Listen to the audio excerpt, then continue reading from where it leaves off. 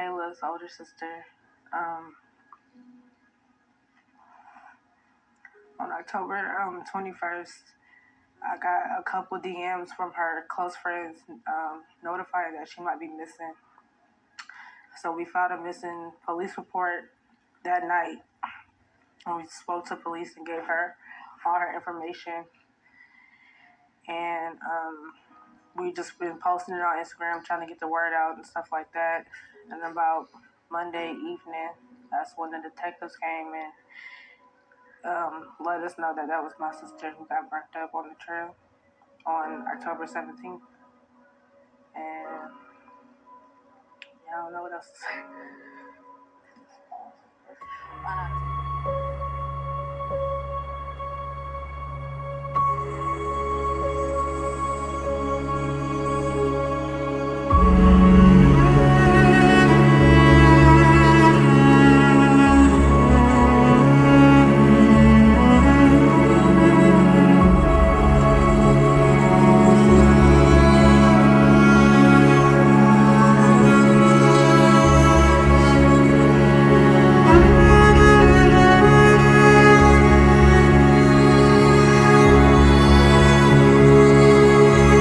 This is the murder of Mykaella Sharlman. Mykaella Elizabeth Sharlman, affectionately known as Kayla, was born on June 12, 1997 in Oakland, California, to Sandra Sharlman. She was the youngest of 7 siblings. One of Kayla's sisters described her as the loudest one of the bunch of 7. She was the one that was always the life of the party, always laughing out loud and just enjoying all that life has to offer. She was free-spirited and fun-loving. Kayla was studying at Los Meadows College and dreamed of working as a hair and makeup stylist. But somewhere in the midst of all her dreams and aspirations, Kayla started hanging out with the wrong crowd, where she got caught up in using drugs. Her parents and sibling prayed and hoped that she would get through that particular phase in her life and get back to the person that she used to be, singing and shouting in church.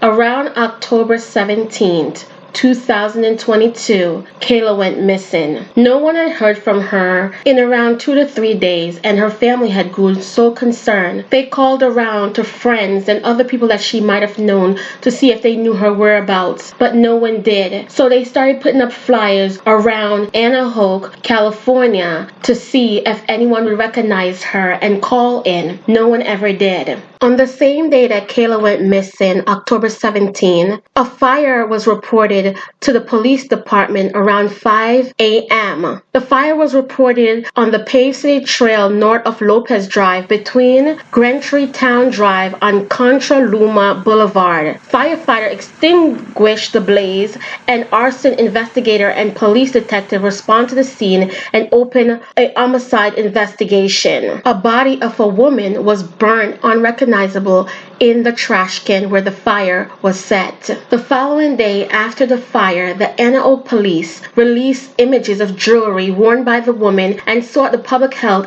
in identifying the homicide victim. It didn't take long for one of Kayla's family members to recognize the distinctive jewelry and quickly call the morgue. Nicole Easton remembered having to go along with her mother and identify her sister and describing the remains of the person she once loved and adored. Mykaella's body was so badly burnt, and there was nothing much left of her. It was like half of her body or half of her remains were there. Everything else was just dust. Nicole and her mother was terrified and deeply hurt. How could anyone do this to another human being? Near the fire station where Kayla's body was found burning, there were 2 men identified as throwing her body into the container and setting it ablaze.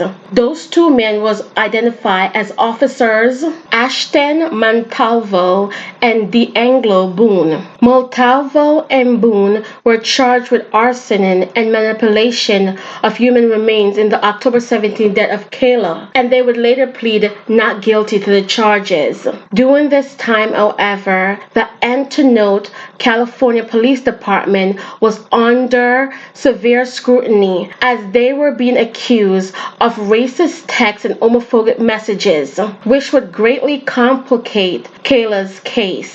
On June 8, 2023, a statement was released by the DA's office in Antone, California. It states, after thoroughly reviewing the officer's role in this case, applying relevant legal principle, and considering ethical responsibility of the Contra Costa District Attorney Office no longer has confidence in the integrity of this prosecution, said the Contra Costa District Attorney Office. Our office extends our deepest sympathies to the family of Mykaella Sharlman, and we aspire to renew this prosecution if presented with the opportunity to do so. The District Attorney Office went on to say, as much as they wanted to proceed with the case, several of the officers that are involved in investigating Mykaella's case were also involved in the corruption of the text messages with racist and homophobic narration. The DA office goes on to stress that they just didn't trust the officers that were investigating Mykaella's case, and they couldn't rely on any information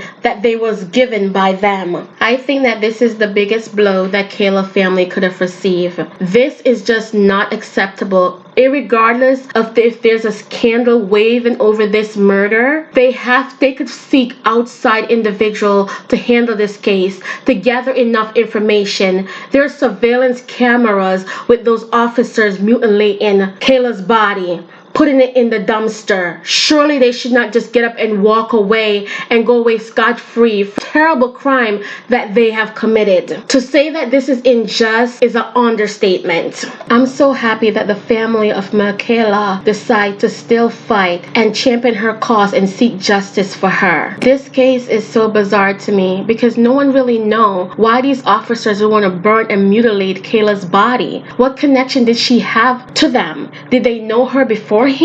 Did an argument pursue? Till this day, no one knows. We just know that this young lady was put into a container and lit ablaze. However, when her autopsy report came back, it showed that she died from fentanyl poisoning. Why did the officers kill her?